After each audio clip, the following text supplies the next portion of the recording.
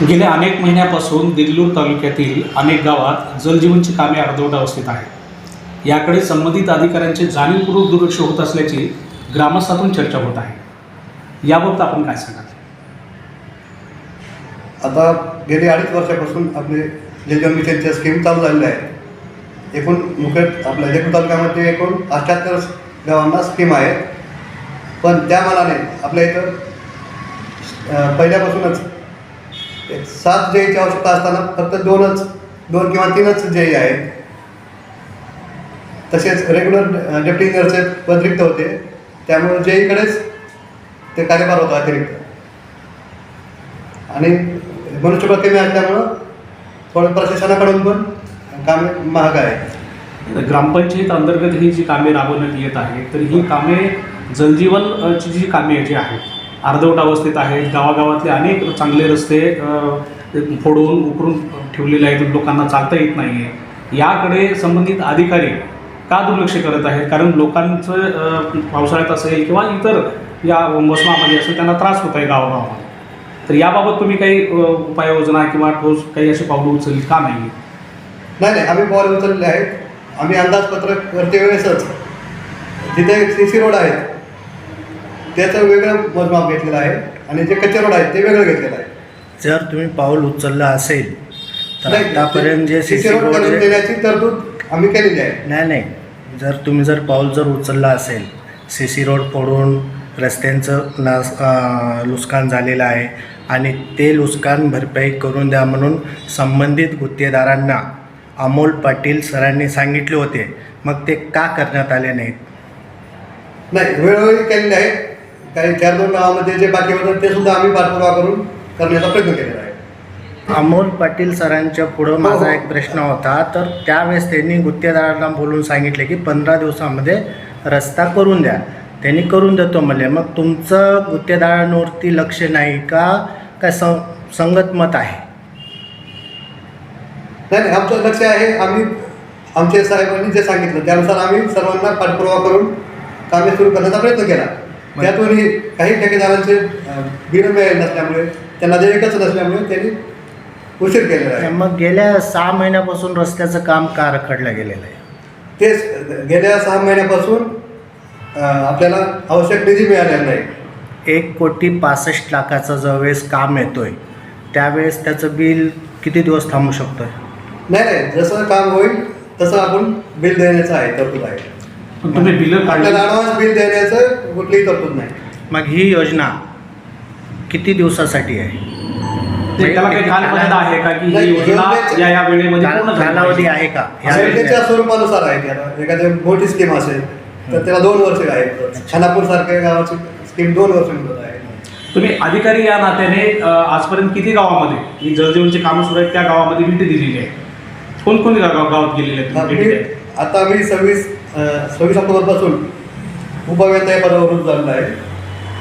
शासनाकडून प्रमोशन होऊन हे पद मी स्वीकारलेलं आहे. पूर्वी मी जैन म्हणून होतो, त्यावेळेस मी माझ्याकडे खानापूर गट आणि शहापूर गट या गटातील 18 स्कीम माझ्याकडे होत्या. आता संबंधित खानापूरचा विषय जो तुम्ही काढला, खानापूरला दर 15 दिवसाला एक वेळेस पाणी येतोय, तर त्या संदर्भात तुम्ही काय कार्यवाही केला?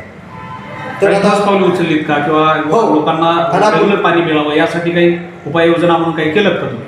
हो, खानापूरसाठी जे विहीर द्यायचे होते आपल्याला, सरफेस सोर्स आहे त्या गावासाठी, की ज्या गावाला लोकसंख्या जास्त आहे आणि त्यांना एक आपली साधारण विहीर घेऊन मुबलक पाणी मिळू शकत नाही, अशा गावासाठी आपण डायरेक्ट तलावातलं पाणी उचलून त्याला प्रक्रिया करून ते पाणी वापरण्याचे आपण हे करतो.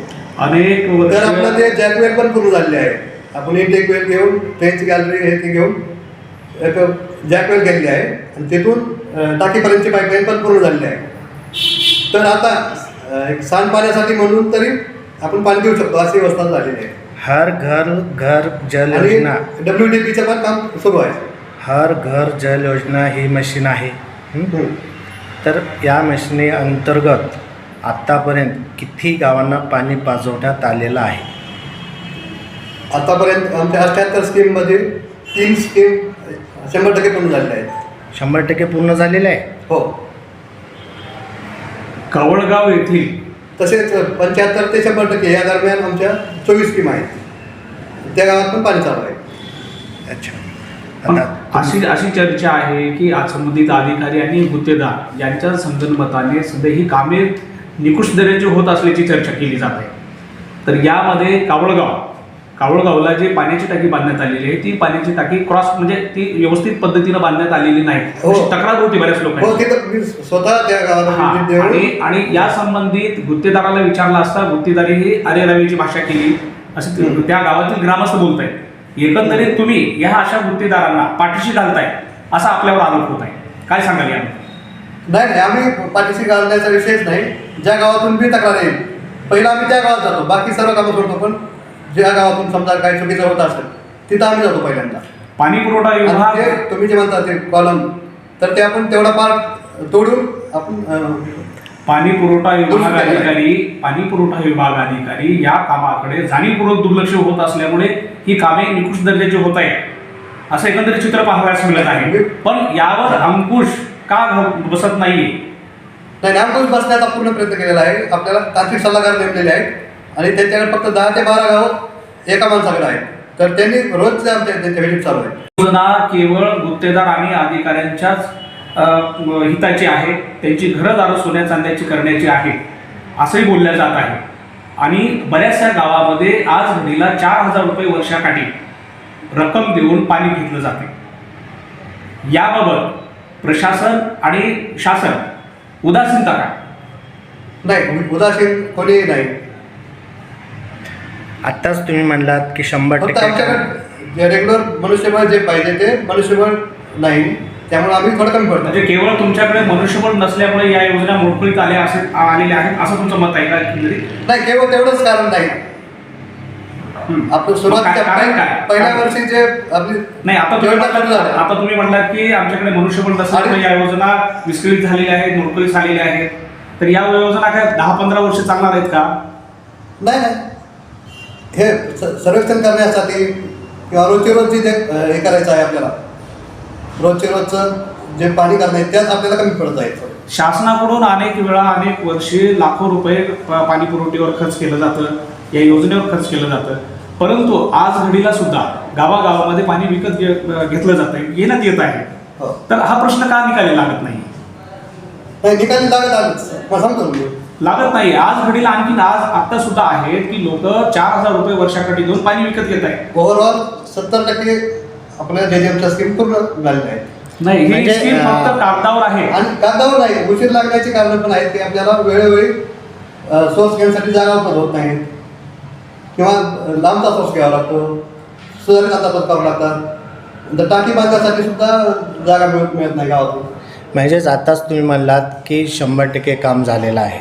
ओके, 3 गावात झालं. हां, 3 गावात आणि बाकी इतर गावांमध्ये 70% काम झालं असं तुमचं म्हणणं नाही, आहे. ओव्हरऑल 70% झालेलं आहे. जवळपास- आमचे 4 गावामध्ये तर आमचं 25% पण काम झालं. हां, मग आता तिथली पब्लिक किती दिवस पैसे देऊन पाणी पियावं नाही, ही सगळ्यात मोठी समस्या आहे.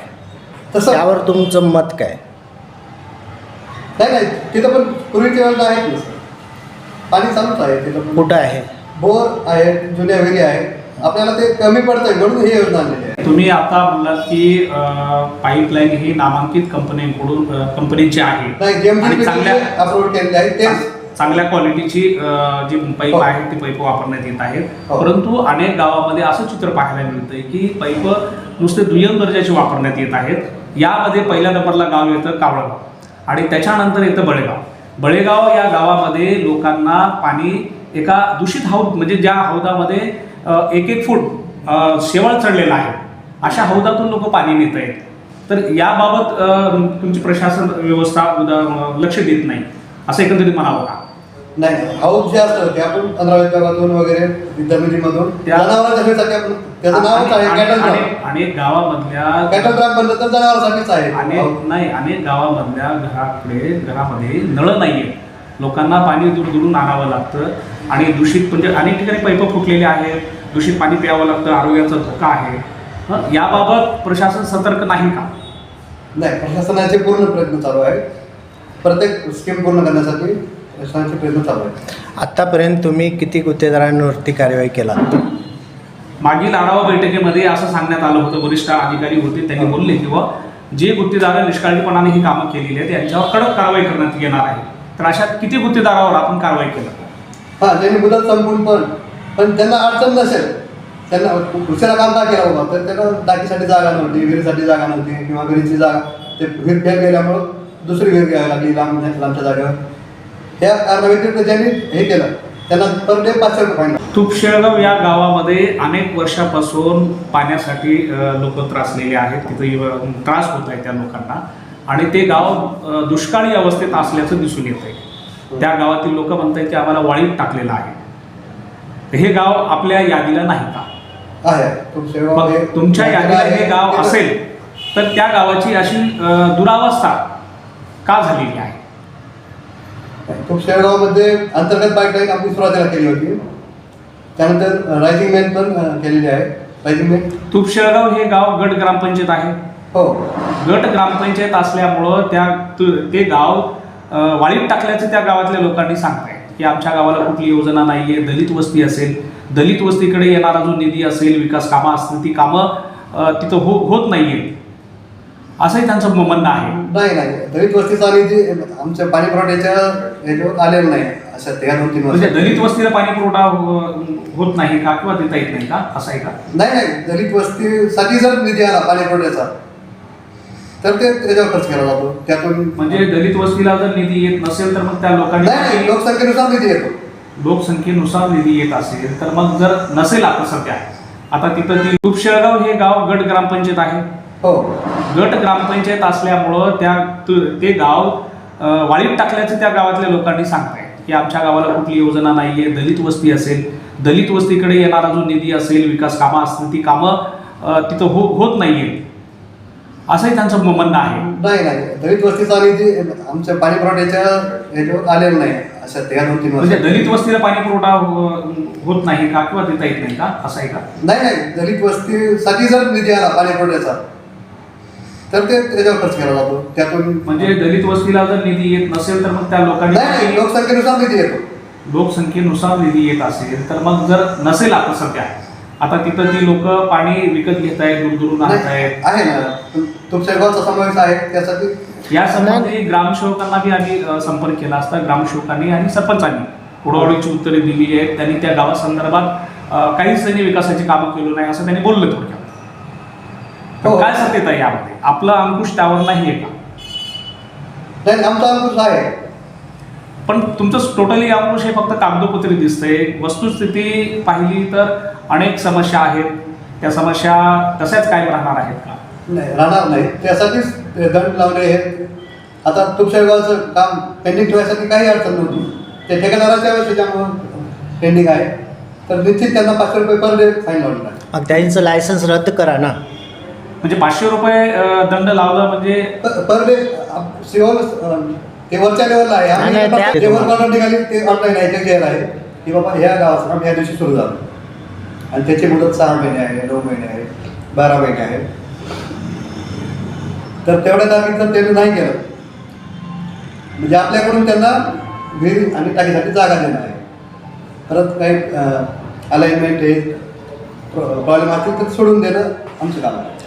या जलजीवन कामासाठी देगलूर तालुक्यातील तालुक्यात किती अशी गुत्तेदार तुम्ही नेमलेले आहेत? गुत्तेदाराची तुम्हाला यादी मिळून जाईल. प्रत्येक एकाच गुत्तेदाराला 10-15 गावं दिल्याचं स्कीम आहे.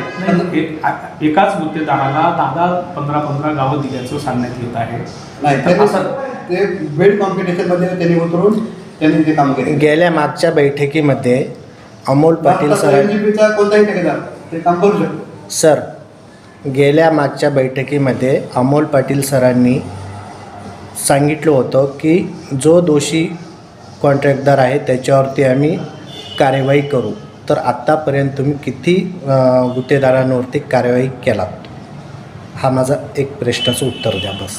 नाही, ते जर ते मुदतीत काम केलं नाही तर त्यांना फाईन लावण्यात. फाईन नाही, डायरेक्ट लायसन्स रद्द करू ह्या भाषेमध्ये माझ्याकडे मी बाईट घेतलेली मी तुम्हाला आत्ता दाखवू शकतो. पण त्याबद्दल तुम्ही काय म्हणू शकता? आढावा बैठकीमध्ये असं त्यांनी बोललेलं होतं. तालुका प्रमुख म्हणून मी आताच चार्ज घेतलेला आहे. असे कोणी असतील तर आपण त्यांना समक्ष जाऊन त्यांचा वेगळी फाईल पुढं करू.